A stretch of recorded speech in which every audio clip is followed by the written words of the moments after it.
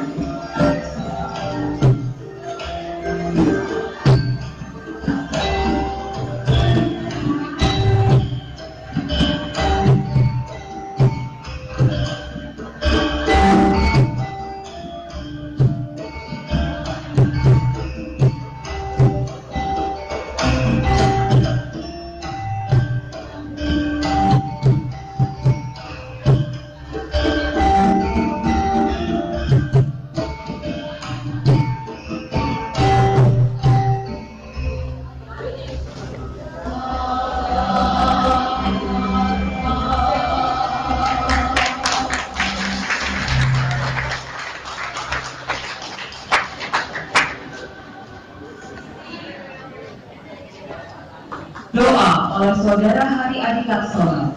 Prayers delivered by Saudara Hari Adi Laksono. Assalamualaikum warahmatullahi wabarakatuh. Nahmaduhu wa nusalli ala rasulihil karim. Para hadirin yang kami hormati, izinkanlah kami memimpin doa pada pagi hari ini dalam tata cara Islam. Bagi yang beragama lain, kami persilahkan berdoa menurut tata cara dan keyakinan masing-masing. Astaghfirullahaladzim, astaghfirullahaladzim, astaghfirullahaladzim. A'udzu billahi minasyaitonir rajim. Bismillahirrahmanirrahim. Allahumma shalli ala Muhammad, Allahumma shalli ala Muhammad, Allahumma shalli ala Muhammad.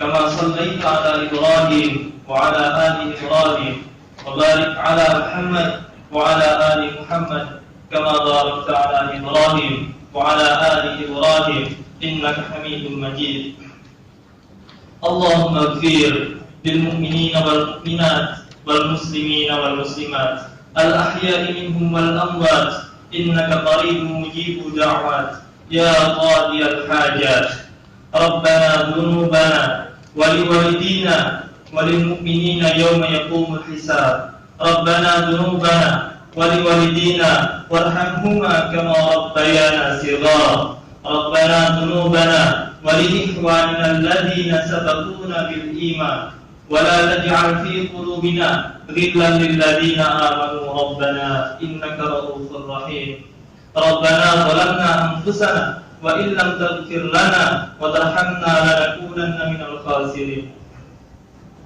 Ya Allah, ya Rahman, ya Rahim, kami hamba-Mu yang lemah ini seraya memohon kepadamu ya Allah, niscaya Engkau kabulkan, karena hamba-Mu ini adalah manusia yang lemah. Hanya kepadamu lah kami menyembah dan memohon pertolongan. Innaka ala kulli syai'in qadir. Ya Allah, pada pagi hari ini kami semua berkumpul dalam acara sosialisasi 4 pilar MPR RI dengan tema penguatan sistem demokrasi Pancasila ini, seraya memohon kepadamu ya Allah, berikanlah ridho dan keberkahan pada acara ini. Maka dari itu ya Allah, berikanlah berkah ilmu dan kelancaran dalam jalannya acara ini ya Allah. Innaka ala kulli syai'in qadir. Ya Allah, tiada kesempurnaan pada doa kami ya Allah, maka sempurnakanlah doa kami, niscaya Engkau-lah yang Maha menyempurnakan. Innaka ala kulli syai'in qadir. Ya Allah, ya Tuhan kami, terimalah doa kami, segala puji-pujian hanya milik-Mu semata. Rabbana zalamna anfusana wa illam taghfir lana wa tarhamna lanakunanna minal khasirin. Rabbana atina fid dunya hasanah wa fil akhirati hasanah wa qina adzabannar. Wa sallallahu ala Muhammad wa ala ali Muhammad walhamdulillahi rabbil alamin. Assalamualaikum warahmatullahi wabarakatuh. Bapak Iswani Daniati DS STMHP. Opening speech presented by Rector of Maranatha University, Dr. Iswani Daniati DS STMHP. Yang saya hormati Ibu Arseti Bilbina, SA MAP, anggota Komisi 8 MPR RI, Bapak Adar Joko Sumadyo, Ketua Yayasan Kegiatan Gita Patria beserta seluruh jajarannya. Yang saya hormati Bapak Insinyur Haji Edi Surahadi, Pembina Yayasan Kegiatan Gita Patria, yang sekaligus Konsul Kehormatan Republik Philippines di Jawa Timur. Yang saya hormati Bapak HL Supono SH MSI beserta seluruh jajarannya. Yang saya hormati kedua orang narasumber beserta seluruh hadirin mahasiswa peserta kegiatan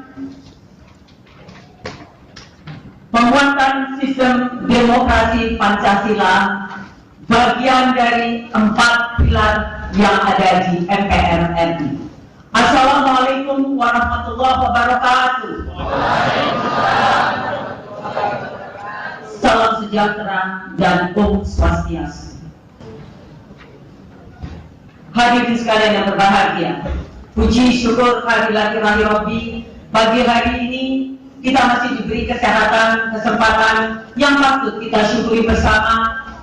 Dan insya Allah pagi hari ini ada kegiatan, sebuah kegiatan yang luar biasa yang insya Allah sangat bermanfaat buat kita semua, terutama karena value yang ada di lembaga kita tercinta ini, Universitas Narotama, adalah pro patria, cinta tanah air.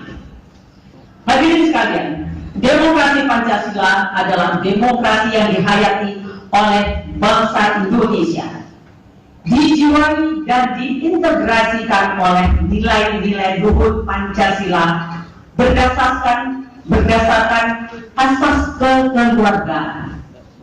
Menurut para ahli, demokrasi Pancasila adalah paham demokrasi yang bersumber kepada kepribadian dan falsafah hidup bangsa Indonesia yang terwujudnya seperti dalam ketentuan-ketentuan di dalam pembukaan Undang-Undang Dasar 1945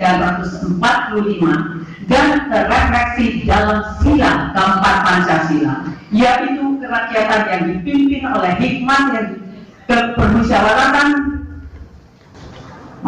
yang dipimpin oleh hikmat kebijaksanaan dalam permusyawaratan perwakilan yang berketuhanan yang Maha Esa, yang berkepribadian kemanusiaan yang adil dan beradab, yang mempersatukan Indonesia dan berkedaulatan seluruh rakyat.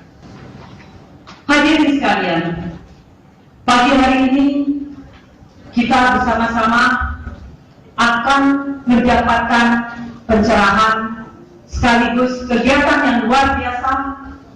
Saya, Rektor Universitas Narotama, mengucapkan terima kasih kepada MPR RI yang telah mempercayai Universitas Narotama untuk menjadi tuan rumah di dalam rangkaian kegiatan 4 pilar MPR RI.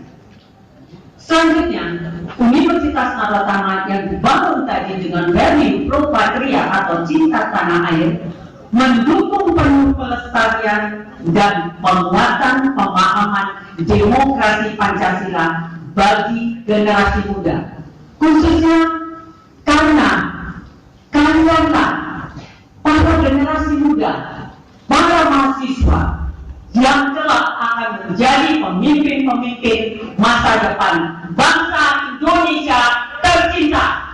Tepuk tangan untuk negara tercinta kita, Indonesia. Kita semua harus bangga memiliki Pancasila sebagai alat pemersatu tanah air. Oleh karenanya, demokrasi khas Indonesia dengan prinsip Pancasila, yaitu musyawarah mufakat, harus ditegakkan secara konsekuen. Semoga acara hari ini dapat memperkuat semangat kebangsaan kita semua, sekaligus memperkaya khasanah pengetahuan yang kita miliki, utamanya tentang demokrasi Pancasila. Dengan mengucapkan Bismillahirrahmanirrahim, acara pagi hari ini rangkaian dari kegiatan 4 pilar MPR RI dengan tema penguatan sistem demokrasi Pancasila resmi saya buka.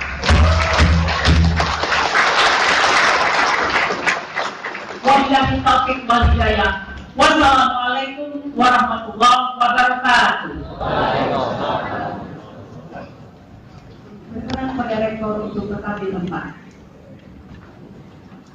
Penyerahan Ciramata oleh MPR RI yang diwakili oleh Bapak Khairul Amri SE selaku staf ahli DPR kepada Rektor Universitas Narotama, Ibu Hajah Roro Iswahyu Daniarti DS SDMHP, dan melanjutkan penyerahan Ciramata oleh Rektor Universitas Narotama kepada MPR RI. Subordinate exchange between Rector of Narotama University, Bu Hajah Roro Iswahyu Daniarti DS SDMHP, and People's Consultative Assembly Republic of Indonesia, represented by Bapak Saiful Amri SE, expert staff of the House of Representative Republic of Indonesia.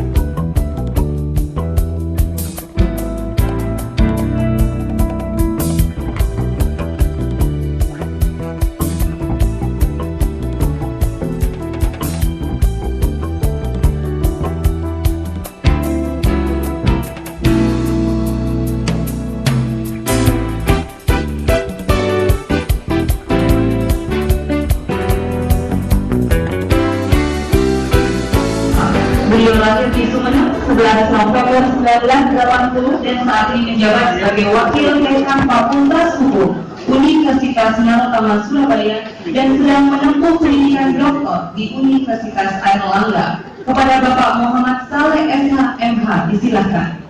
Ladies and gentlemen, please welcome the moderator of the seminar, Bapak Muhammad Saleh SH MH, Doctoral Candidate.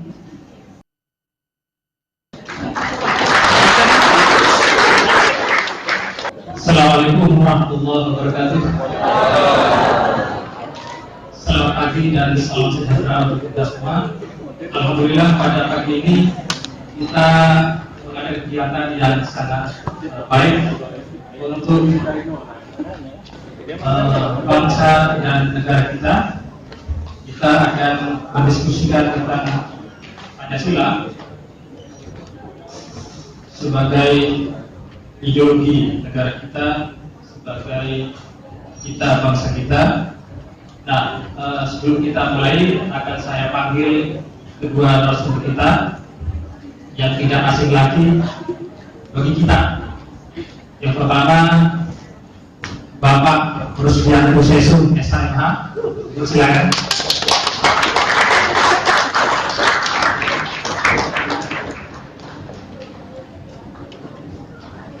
Yang kedua, Bapak A.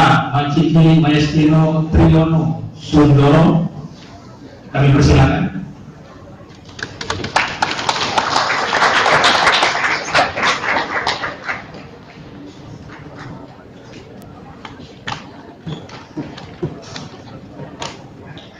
Bapak Ibu, untuk lebih kenal pada kedua narasumber ini, terlebih dahulu saya akan bacakan kurikulum vitae-nya. Yang pertama, Rusdianto Sesum, kelahiran di Lombok, Sumbawa, kelahiran dari Sumbawa. Kemudian doktor ilmu hukum tata negara dari Fakultas Hukum Erlangga Surabaya. S1-nya di ilmu hukum jurusan hukum tata negara di Universitas Mataram, Lombok NTB. Kemudian S2-nya dari ilmu hukum jurusan hukum tata negara Fakultas Hukum Universitas Surabaya. Profesi sekarang sebagai dosen Fakultas Hukum Tata Negara di Fakultas Hukum Universitas Narotama Surabaya. Kemudian jabatan dan profesi sebagai Prodi Magister Hukum UNAR Surabaya. Kemudian juga sebagai tenaga ahli DPRD Provinsi Jawa Timur, kemudian konsultan hukum Provinsi Jawa Timur dan konsultan hukum Kabupaten Kota di Jawa Timur. Kemudian yang kedua,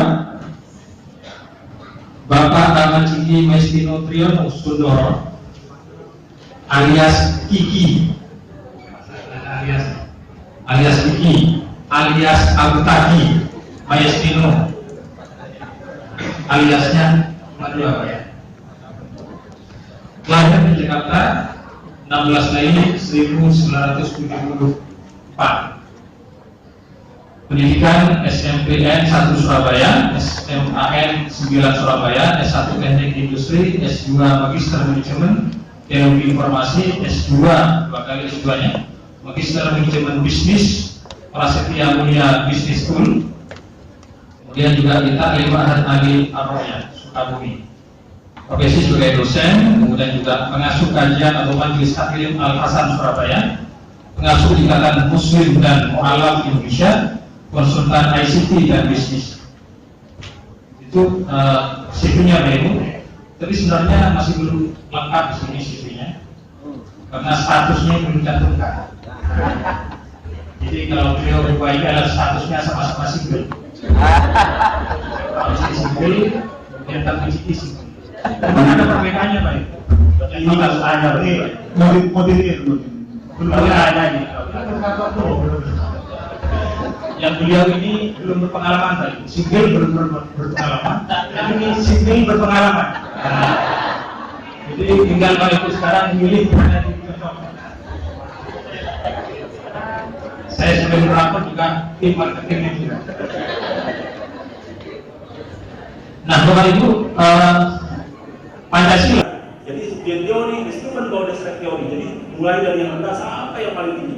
Puncaknya itu adalah Pancasila. Bapak Ibu sekalian, tapi perlu digarisbawahi yang namanya fundamental, yang namanya dasar, bukan berarti ini dasar di bawah nanti bawah itu bukan.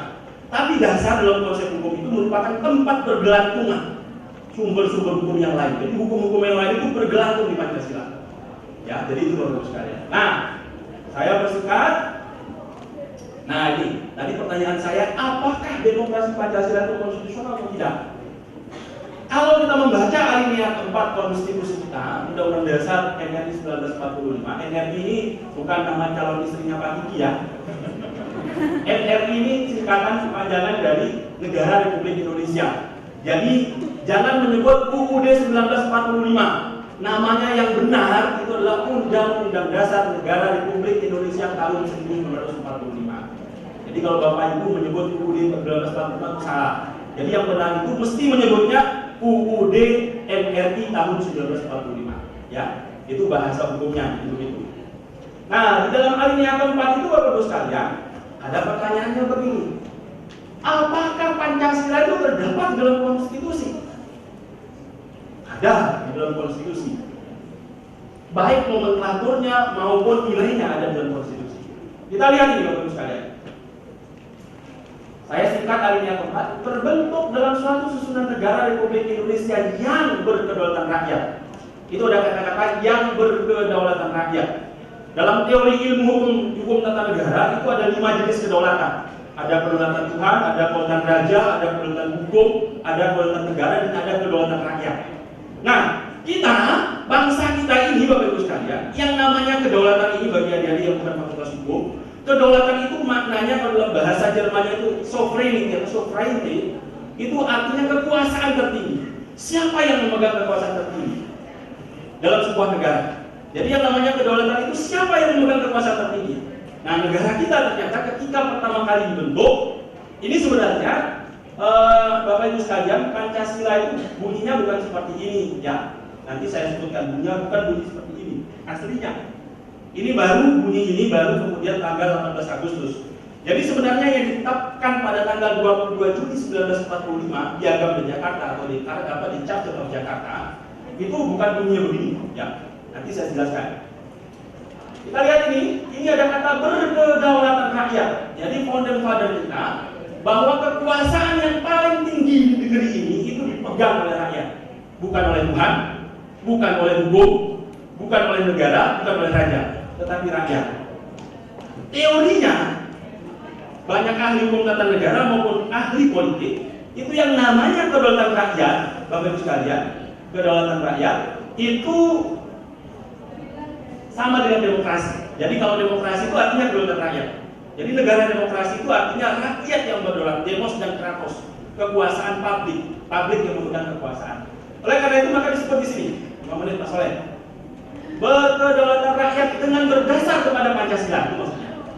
Jadi Bapak Ibu sekalian, demokrasi Pancasila yang dikenalkan oleh Soeharto itu sebenarnya konstitusional karena disebut dalam konstitusi kita, berkedaulatan rakyat dengan berdasar kepada Pancasila. Jadi demokrasi Pancasila ini merupakan demokrasi khas Indonesia. Karena Bapak Ibu sekalian ada antitesanya. Di luar itu hanya mengenal dua demokrasi yang klasik itu ada dua, demokrasi liberal maupun demokrasi sosialis atau komunis. Nah, demokrasi Pancasila ini di tengah-tengah. Ya. Jadi kita ini tidak liberal, tidak sekular, juga sosialis, ya, tidak mengakui hak-hak individu. Jadi sosialis itu dia menurut Gustav Radbrach itu Bapak Ibu sekalian, dia punya teori Bentham itu the greatest happiness for the greatest number. Jadi kebahagiaan yang terbesar itu adalah untuk kelompok yang paling besar. Nah itu cirinya dari sosialis. Nah kita tidak. Jadi ini berkedaulatan kepada ketuhanan yang Maha Esa. Nah ini aslinya, ini bukan begini. Aslinya setelah pertama itu ketuhanan dengan kewajiban menjalankan syariat Islam bagi pemeluknya. Itu bunyinya yang ditetapkan pada tanggal 22 Juni 1945 yang dikenal dengan istilah Piagam Jakarta atau The Jakarta Charter. Jadi ketuhanan dengan kewajiban menjalankan syariat Islam bagi pemeluknya. Ada 7 kata yang kemudian diganti. Kenapa begitu? Seperti kata Mas Soleh tadi. Karena teman-teman kita dari bagian timur Indonesia yang diwakili oleh HM Darwis pada waktu itu tidak sepakat dengan kata-kata kewajiban menjalankan syariat Islam bagi pemeluk. Jadi kemudian diganti menjadi ketuhanan yang Maha Esa. Ya, ini Pancasila di dalam konstitusi itu disebut di dalam pasal 36A. Ya, ini ya. Lambang negara adalah Garuda Pancasila dengan semboyan Bhinneka Tunggal Ika. Jadi pasal 36A. Ada dan nilainya, tapi di situ hanya disebut Garuda Pancasila dia lambang negara. Tapi ada kata-kata Pancasila, ya. Tapi nilai-nilainya atau substansi dari Pancasila itu terdapat dalam alinea keempat yang tadi itu, ya. Berikutnya, nah ini istilah 4 pilar. Istilah 4 pilar ini Bapak Ibu sekalian, ini tercantum pertama kali di dalam Undang-Undang Partai Politik, yaitu Undang-Undang Nomor 2 Tahun 2011, yang mana undang-undang ini merupakan undang-undang yang berubah Undang-Undang Nomor 2 Tahun 2008 tentang Partai Politik. Itu tercantum di dalam pasal 34 ayat 3B huruf B. Ya. Di situ disebutkan seperti ini. Nah, nih. Pendalaman mengenai 4 pilar berbangsa dan bernegara yaitu Pancasila, UUD 1945, Bhinneka Tunggal Ika, Negara Kesatuan Republik Indonesia. Jadi Bapak Ibu sekalian, ini salah satu tugas dari partai politik, yaitu pendalaman mengenai 4 pilar. Nah kemudian pilar ini yang kemudian pada tahun 2013 itu digugat karena meletakkan Pancasila sejajar dengan konstitusi. Padahal Bapak Ibu sekalian, kata pilar ini kalau dalam bahasa orang awam, tapi bahasa teman-teman di MPR mengatakan pilar ini artinya yang pokok, yang dasar. Sehingga katanya bukan berarti mensejajarkan antara konstitusi dengan Pancasila, bukan. Loh kenapa nggak boleh sejajar? Ya nggak boleh. Karena apa? Karena konstitusi bisa berubah, tapi Pancasila nggak boleh berubah. Ya. Jadi konstitusi boleh berubah, Pancasila nggak boleh berubah. Apakah negara kesatuan nggak boleh berubah? Menurut pasal 37 konstitusi kita, negara kesatuan tidak boleh berubah. Tetapi jangan lupa, di dalam teori hukum konstitusi itu ada 2 cara perubahan konstitusi. Ada namanya Verfassung Änderung. Verfassung itu artinya konstitusi, Änderung itu formal, biasa. Jadi ada perubahan konstitusi yang secara biasa, artinya bahwa merubah konstitusi itu ya sesuai dengan yang ada di dalam konstitusi. Kalau seperti itu maka negara kesatuan yang tidak bisa dirubah. Karena menurut pasal 37 konstitusi bentuk negara kesatuan itu tidak boleh berubah. Tetapi kalau yang kedua ada namanya Verfassung Wandelung. Jadi perubahan yang radikal melalui kudeta, melalui misalnya revolusi, itu bisa jadi kemudian bentuk negara kesatuan ini berubah menjadi serikat misalnya. Dan pernah kita mengalami yang serikat ini. Ini saya agak lebih panjang karena ini Kak Kiki nanti kan dari aspek agamanya. Pak Kiki ahli agamanya, walaupun saya jabatan lebih panjang. Saya jauh panjang karena saya ahli hukum tata negaranya. Ya. Nah ini Bapak Ibu sekalian. Lalu kemudian pada tahun 2013 itu kelompok dosen dari Solo, Jogja, Semarang itu dalam aliansi masyarakat Pancasila itu menggugat ke Mahkamah Konstitusi. Yang digugat itu apa ini? Kata-kata 4 pilar ini. Karena dianggap sejajar dengan Pancasila. Padahal Pancasila itu, jadi kalau dalam Islam itu Nabi katakan arkanul Islam khamsah. Islam itu dibangun atas 5 pilar. Jadi Islam itu yang atas, pilarnya itu khamsah, syahadat Allah ilaha illallah wa anna Muhammadar Rasulullah sampai kemudian haji. Jadi kira-kira begitu. Jadi negara kita ini itu ideologinya kan Pancasila. Jadi dia letaknya di atas, pilarnya itu mestinya konstitusi, NKRI, Bhinneka Tunggal Ika, gitu. Nah sehingga kalau diletakkan 4 pilar dia menjadi sejajar. Lalu apa atasnya? Nggak ada. Ini makanya kemudian dibatalkan oleh Mahkamah Konstitusi pada tahun 2013 dengan putusan 100.011/2013. Nah ini ya. Lalu kenapa kemudian MPR melaksanakan sosialisasi? Nggak salah. Yang disosialisasikan MPR itu memang terkait dengan tugasnya dan kewajiban MPR dalam Undang-Undang MD3, Undang-Undang Nomor 17 tahun 2014. Jadi Undang-Undang MD3 itu Bapak Ibu sekalian sebenarnya bukan MD3 lagi, tapi MD2. Kenapa? Karena ketentuan mengenai DPRD sudah dicabut dengan Undang-Undang 23 tahun 2014 tentang pemerintahan daerah. Jadi Undang-Undang di Undang-Undang Nomor 17 tahun 2014 itu hanya mengatur MPR, DPD dan DPR, sehingga disebut MD2. Nah di situ disebutkan dalam pasal 5 dan pasal 8 ini memasyarakatkan Pancasila, Undang-Undang Dasar, Negara Kesatuan dan Bhinneka Tunggal Ika. Oke?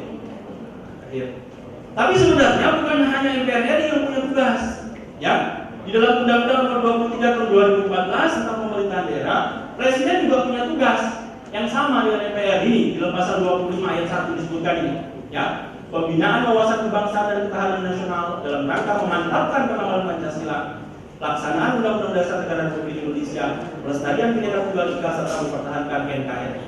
Jadi penutup dari saya Bapak Ibu sekalian, yang namanya Pancasila itu adalah dasar negara kita, the ideologi kita, the philosophy kita, stat fundamental norm kita. Lalu kemudian Undang-Undang Dasar itu adalah konstitusi kita. Jadi Undang-Undang Dasar itu adalah konstitusi kita. Kemudian Bhinneka Tunggal Ika itu adalah semboyan kita. Lalu kemudian Negara Kesatuan Republik Indonesia itu adalah bentuk negara kita. Jadi bentuk negara kita adalah unitary state. Jadi dalam bahasa Belandanya Eenheidsstaat. Jadi kita berbentuk negara kesatuan. Karena di dunia ini hanya ada 2 bentuk negara. Negara kesatuan dan negara federal. Jadi kalau negara federal atau serikat itu ada negara bagian di dalam negara, atau yang dikenal kalau bahasa orang awam ada negara di dalam negara. Itu namanya federasi atau federal system atau federal state. Kalau kita ini negara kesatuan atau Eenhard atau unitary state. Saya kira itu Bapak Ibu sekalian, nanti lebih banyak kita diskusi aja tentang pengamalan Pancasila dan nilai Pancasila. Saya mohon maaf Pak Soleh kalau terlalu banyak, Pak Soleh ya. Tapi kami ini berdua, biarpun kami ini punya jenggot bersama, tapi tidak bisa mengalahkan kesolehannya Pak Soleh. Baik, terima kasih.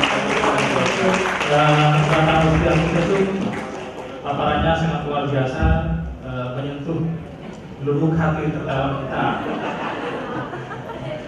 Jadi kalau mahasiswa yang di luar fakultas hukum masih belum paham apa yang diutarakan oleh Pak Rusdi, nanti bisa menghubungi secara pribadi. Di ruangannya di fakultas hukum. Mahasiswi khususnya yang mahasiswi. Yang mahasiswa harus buat janji dulu. Oke, banyak hal yang disampaikan oleh Pak Sugianto mengenai kedudukan daripada Pancasila. Kemudian apakah Pancasila, demokrasi Pancasila adalah konstitusional atau tidak, dan sampai mengatakan bahwa demokrasi Pancasila itu merupakan sebuah sintesa dari tesis demokrasi liberal dan antitesis dari demokrasi sosialis. Nah berikutnya akan disampaikan mengenai prinsip demokrasi Pancasila dalam perspektif hukum Islam yang akan disampaikan oleh, ini namanya kembali, yang perspektif Islam namanya adalah Mayastino Triyono. Dan perspektif hukum tata negara Rusdianto, kembali Rusdianto. Oke, dipersilakan kepada Bapak Majiki alias Abu Tol Abu Taki. أعوذ بالله من الشيطان الرجيم بسم الله الرحمن الرحيم السلام عليكم ورحمة الله وبركاته. Saya ucapkan selamat pagi, selamat siang, salam sejahtera kepada kita semua. Amin. Innal hamdalillah nahmaduhu wa nasta'inuhu wa nastaghfiruh wa na'udzu billahi min shururi anfusina wa min sayyi'ati a'malina. May yahdihillahu fala mudilla lahu wa may yudlil fala hadiya lahu. Asyhadu an la ilaha illallah wahdahu la syarika lahu lahul mulku wa lahul hamdu wa huwa ala kulli syai'in qadir. Asyhadu anna Muhammadan abduhu wa rasuluh. Allahumma shalli ala Muhammad wa azwajihi wa dzurriyyatihi kama shallaita ala Ibrahim wa barik ala Muhammad wa azwajihi wa dzurriyyatihi kama barakta ala Ibrahim innaka Hamidum Majid. Apa kabar semuanya?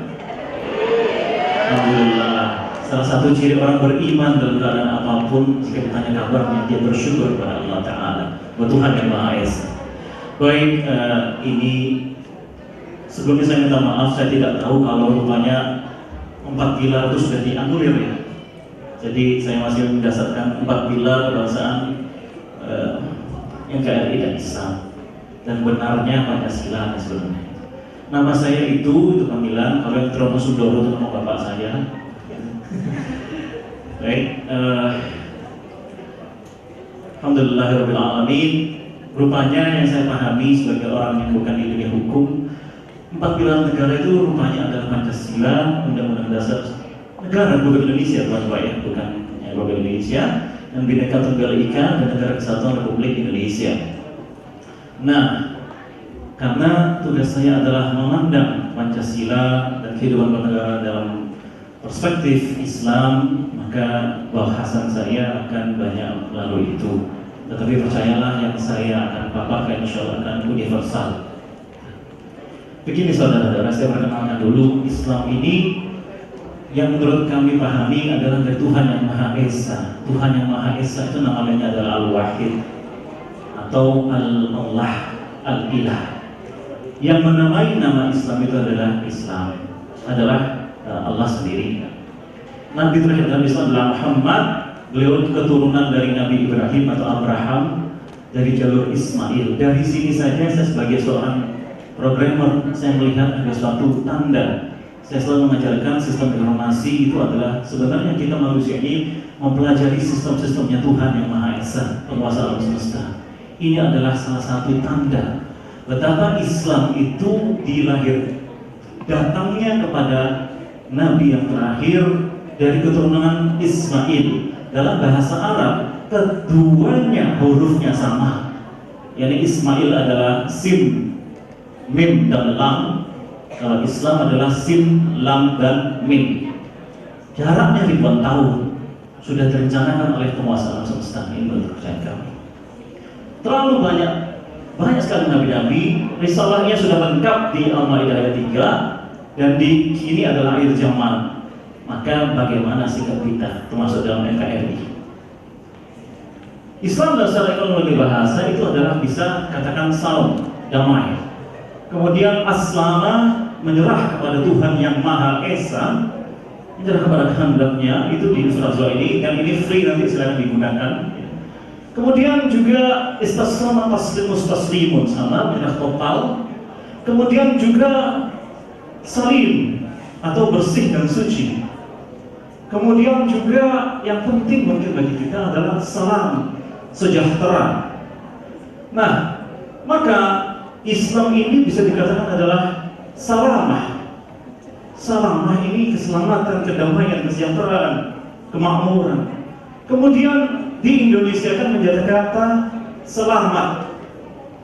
Wabil khusus, ini teman saya di Fasilkom, tidak tahu ada orang yang tidak selamat. Ini adalah kearifan lokal. Sudah ratusan ribuan tahun yang lalu, dari selamah menjadi selamat, dan terakhir selamat. Ya, selamat bukan merek biskuit, ya. Yang terakhir selamat. Kalau saya lupa selamat pundi ya. Ini selamat. Jadi harapan orang tua itu supaya anaknya selamat adalah ini. Begitu. Nah, petunjuk keselamatan ini dia ya. Qul nahbitu minha jami'a fa imma ya'tiyannakum minni hudan faman tabi'a hudaya fala khaufun 'alaihim wa la hum yahzanun. Barang siapa yang mempelajari ini tidak perlu galau, takut dan semuanya. Nah, apa hubungannya dengan NKRI? Nah, ini saya tunjukkan. Pancasila, 5 sila.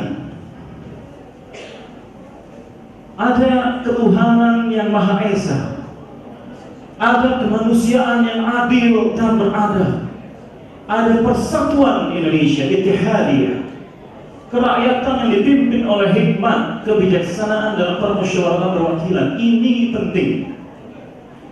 Lalu keadilan sosial bagi seluruh rakyat Indonesia.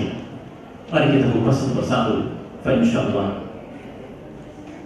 Saudara-saudara, lihatlah dalam perspektif kami orang Islam yang diatur oleh Allah adalah penduduk Nusantara, di mana saya yakin Pak Iwan tidak pernah memilih wajahnya seperti itu, Pak. Maksudnya ganteng gitu. Tidak ada di antara kita satupun yang memilih bentuk tubuhnya, bentuk wajahnya. Apakah lahir sebagai orang Indonesia atau orang Afrika? Apakah lahir dengan tubuh hebat, bagus, ganteng atau tidak? Atau orang Inggris Timur, atau orang Timur, atau orang Barat? Tidak ada. Tetapi Allah menakdirkan Anda dan saya berada di kawasan archipelago Khatulistiwa, Khatawul Istiwa, itu dari bahasa Arab juga, Khatawul Istiwa, Khatulistiwa, Indonesia Raya, Nusantara Jaya. Ini takdir Allah. Tinggal kita bagaimana menyikapinya. Allah dalam pemahaman kami adalah Maha Programmer, Maha Developer, Maha Perencana, Maha Pencipta.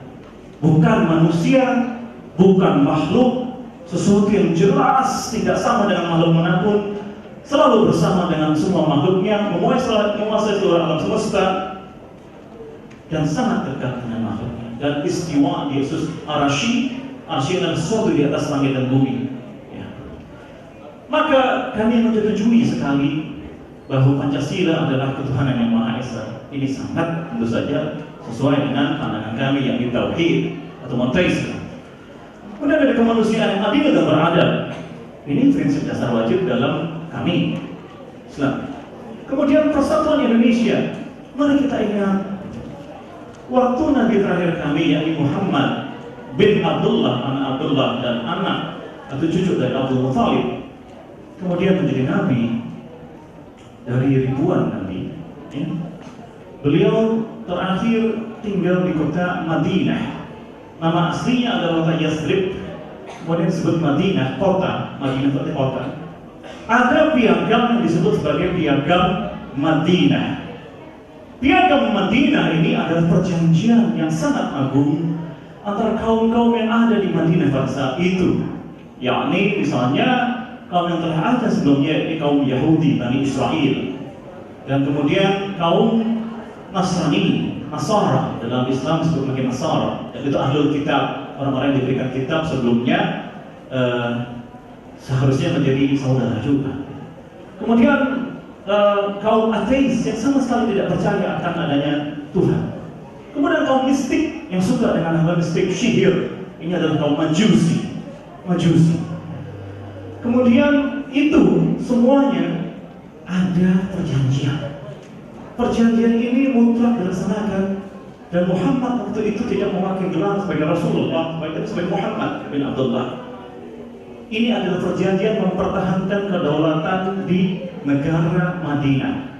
Saya sebut negara karena jarak antara Madinah dengan Makkah ini ratusan kilometer hampir. Dan Masya Allah ya, bagi yang sudah pernah ke sana, Anda akan dapat naik tol gratis Madinah Makkah, gratis total. Di Saudi hampir semuanya gratis, betul. Mau sakit gratis, sekolah gratis, mau dikasih uang saku, ya pengangguran diberikan uang dan semuanya. Dengan itu memang konsensus terakhir dari Islam. Karena itu nanti yang kelima ya. Sekarang kita fokus ke program bagaimana ini misalnya. Lalu keempat, kerakyatan dipimpin oleh hikmah dan seterusnya. Nah ini dalam Islam adalah prinsip pemilihan pemimpin, prinsip pemilihan khalifah. atau amir atau amirul mu'minin, ya, atau khalifatul Rasulullah, pengganti kepemimpinan Rasulullah, oleh Majelis Syura. Majelis Syura ini kumpulan dari orang-orang cerdik, pandai, alim, terpilih, terseleksi, yang mereka lah yang memilih siapa pemimpin. Ini kiranya kemudian menjadi demokrasi Pancasila yang prinsipnya, mohon maaf saya bukan ahlinya, kiranya pernah diubah dalam masa-masa sekarang ini. Dan insya Allah ada keinginan untuk mengembalikan ini sebagaimana keinginan dari the founding fathers of Indonesia, di para pahlawan kita. Kemudian ada keadilan sosial bagi seluruh rakyat Indonesia. Mungkin ini ada sosialisme, saya tidak tahu, ya. Tetapi ini kalau pandangan kami ini bersumber dari prinsip Islam, yakni perkara zakat, sedekah, wakaf, jizyah dan seterusnya. Ada cerita yang menarik.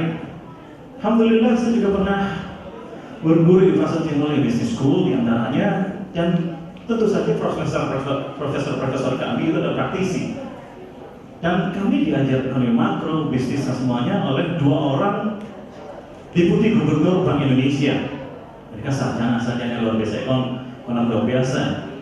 Tulisannya sering menghiasi koran-koran dan televisi. Dan kebetulan juga kami dekat atas hubungan keluarga dan lain-lain. Walaupun tidak seperti. Saya tanya, Prof, menurut pemahaman saya, Prof, Pancasila itu negara kita harusnya, Prof, ini sosialis, Prof. Iya. Saya tanya di dua kelas yang berbeda. Iya. Sosialis benar harusnya sosialis Islami, Prof. Betul, Prof. Syariah. Iya. Dan maaf, kedua orang yang saya tanya ini non Muslim. Deputi Gubernur Bank Indonesia non Muslim.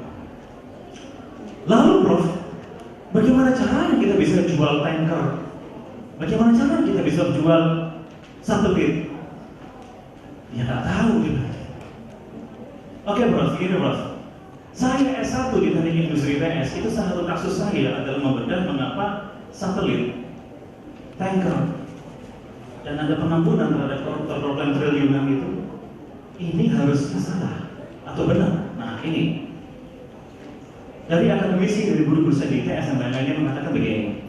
Oke, business wise, kalau suatu aset ini dijual, suatu aset sudah tidak berguna, maka secara business wise ini dijual. Okay, it's just a basic principles of business management. Everybody can be agree with it. But you know what? Managing a country is not merely about profit. Managing a country itu tidak semata-mata untuk mencari keuntungan. Padahal pada tahun yang sama kita tahu Korea Selatan juga krisis. Kia itu hancur-hancuran, bukan perusahaan mobilnya, tapi Kia yang perusahaan besinya, bajanya. Waktu itu ada yang cari keuntungan, beli baja, sekarang jadi orang India, Indonesia, Jawa, Indo segala macam jadi kaya-kaya. Nah, kita lihat apa yang dilakukan pemerintah Korea Selatan untuk membina chaebol. Chaebol itu artinya konglomerat mereka yang lagi bangkrut. Apakah Kia dijual? Nah, kita lihat. Kia sempat bertransformasi di Indonesia menjadi Timor. Timor ini adalah nama lain dari Kia. Saya pernah punya Timor. Ayah tiri saya seorang dokter kandungan. Pada saat yang sama punya Toyota Corolla Clean Camp di 600 cc.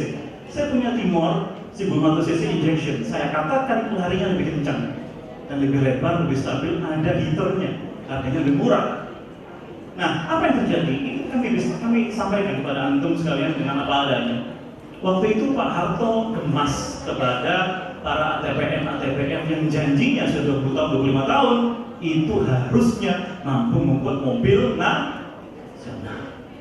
Om Bilum dikasih jatah untuk bikin, Bilum Surajaya ya, dikasih jatah untuk bikin mobil nasional. Kalau urusan tepung itu semuanya kepada Om Lim Salim. Ibu saya dokter di perusahaan di sana dulu. Saya SMP, SMA mainnya di sana. Ya. Kertas-kertasan ke Om Ciwi. Saya kerja di sana dulu, macam kertasan yang 14.000 karyawan. Jadi waktu saya keluar itu harusnya tinggal 13.959 karyawan, gitu kan ya. Nah, ini prinsip yang juga dianggap oleh Jepang dan Korea. Mereka membina konglomerat yang harusnya kemudian sudah sukses menarik gerbong. Nah, yang terjadi di Indonesia, gerbong Pancasila tadi.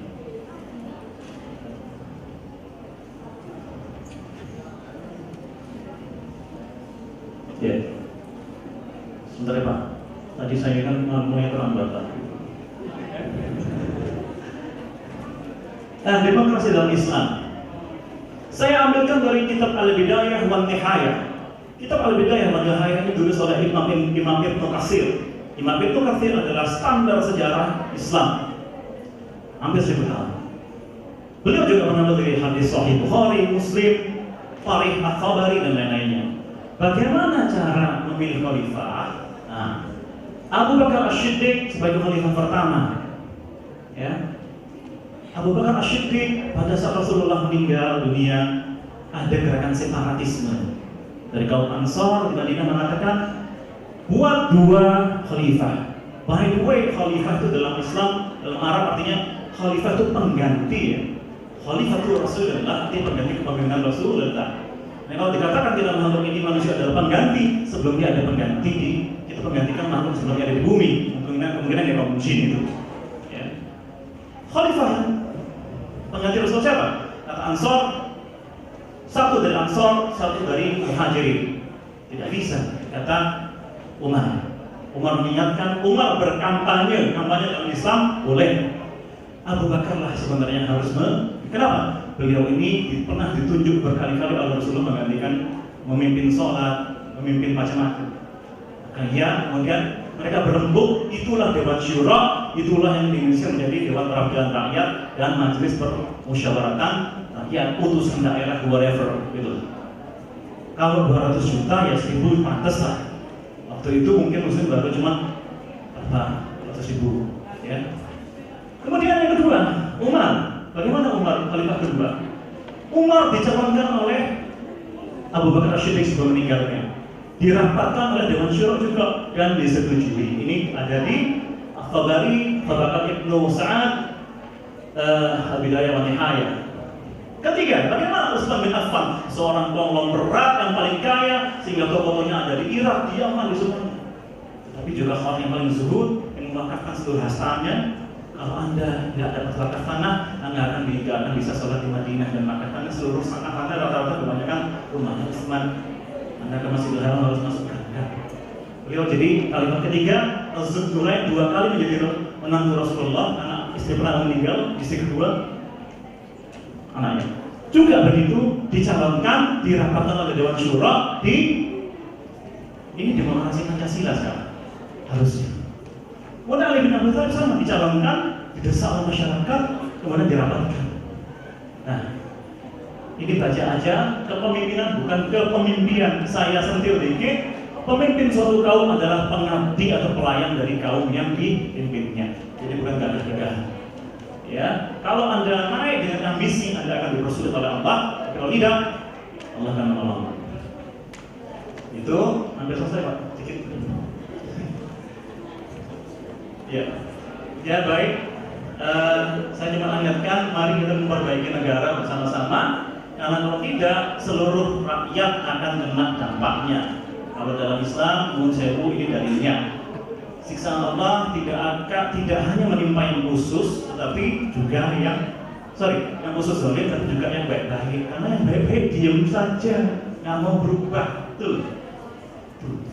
Saling menjaga. Dan alhamdulillah saya bisa pindah utama ini saling menjaga. Saya rasa itu Pak. Negara Kesatuan ini Madani sudah jelas tadi ya. Di situ Yahudi, Nasrani, ateis, mistik, warga di Syam kumpul dan bersepakat membela Madinah kalau ada musuh. Ini ada pengkhianatan dari kaum Yahudi sehingga 3 suku Yahudi waktu itu satu terbunuh, satu suku, yang 2 pindah ke Persia. Sekarang jadi antara lain ya Syiah dan lain-lainnya itu. Dan di akhir zaman Rasulullah mengatakan Dajjal muncul dari arah sana bersama 70.000 Yahudi dari arah Isfahan. Sekarang populasinya di sana sudah 40.000, 50.000, bentar lagi bos. Alhamdulillah, kelihatannya akan di masa kita di akhir zaman. Alhamdulillah. Nah, terakhir betul terakhir. Anda, apapun agama Anda, suku bangsa Anda berhutang kemerdekaan kepada Palestina, Mesir dan Saudi. Kenapa? Kita proklamasi 17 Agustus, betul ya? Yang ngakui pertama siapa? Mesir. Tetapi lobby itu dimulai dari tahun 1344 oleh siapa? Muhammad, oleh Haji Agus Salim, ya, Haji Agus Salim dan semuanya. Tapi Muhammad datang minta tolong ke Palestina untuk dalam negara kaya dan jaya. Ditolong dikasih fatwa oleh komisi fatwanya, mestinya kemerdekaan Hindia Belanda Nusantara harus ditolong. Disiarkan di radio Jerman karena mereka ada sebagian lari ke Jerman waktu perang dunia II. Ini ada di buku Diplomasi Revolusi Indonesia Luar Negeri ditulis oleh Ketua Panitia Pusat Perkumpulan Kemerdekaan, Ketua Panitia Pusat Persiapan Kemerdekaan Indonesia PPKI, Zain Hasan. Maka Palestina dan Mesir membela kita. Bahkan waktu 10 November kita ribuan 10.000 orang meninggal di sini, kapal-kapal Belanda itu banyak tidak sampai ke Indonesia karena diblokade di Mesir. Mereka membawa bendera merah putih. Orang Mesir bawa bendera merah putih. Ini sayangnya tidak banyak diketahui oleh negara generasi lain. Jangan sampai sholat goib dan semuanya. Baik, saya rasa itu Pak. Ya, terima kasih kepada Pak. Ini foto-fotonya ya. Ini foto-fotonya saya nggak bohong. Ini kita fotonya. Mufti Palestina semuanya, orang Raja Saudi semuanya ada di sini. Terima kasih. Terima kasih Pak. Ini keterangan yang luar biasa kepada Bapak Maki Lestino Priyono yang telah memberikan pencerahan kepada kita. Trono Sundoro, Bapak. Trono Sundoro. Bagaimana Pancasila itu kemudian direalisasikan di dalam kehidupan kita sehari-hari, di dalam bisnis, di dalam politik, di dalam ekonomi dan sebagainya. Ada dua hal yang bisa saya simpulkan, bahwa sebenarnya Pancasila itu adalah sesuai dengan prinsip-prinsip di dalam agama Islam. Kemudian yang kedua, bahwa sebenarnya pengisian kepemimpinan di dalam Islam itu adalah berdasarkan musyawarah. Tetapi pandit-pandit kita mengatakan bahwa demokrasi kita itu adalah demokrasi permusyawaratan, sehingga simbol daripada demokrasi permusyawaratan itu adalah adanya MPR. Tapi kemudian MPR menjadi sebuah menjadi sebuah pusat untuk melegitimasi kekuasaan sehingga disalahgunakan lembaga MPR itu, sehingga kita mengalami sebuah pergeseran dari yang MPR sebagai demokrasi. Apalagi sekarang jadi demokrasi langsung, ya, liberal. Nah itu menyalahi rasanya Pak, menyalahi Pancasila harusnya. Ya, kalau di Al-Quran itu hukum syura bainakum, dan segala persoalan yang kita hadapi akan diselesaikan dengan cara musyawarah. Baik, terhadap semua materi yang sudah disampaikan oleh kedua narasumber, tentunya banyak sekali pertanyaan yang akan disampaikan kepada kedua narasumber ini, baik kepada Bapak Rusdianto Sesun, kemudian kepada Bapak Majiki Mestino. Kami buka dua sesi. Untuk yang sesi pertama, kami persilakan sebelah kiri 3, kemudian sebelah. Assalamualaikum warahmatullahi wabarakatuh. Assalamualaikum. Nama saya Muhammad Razi Agustian.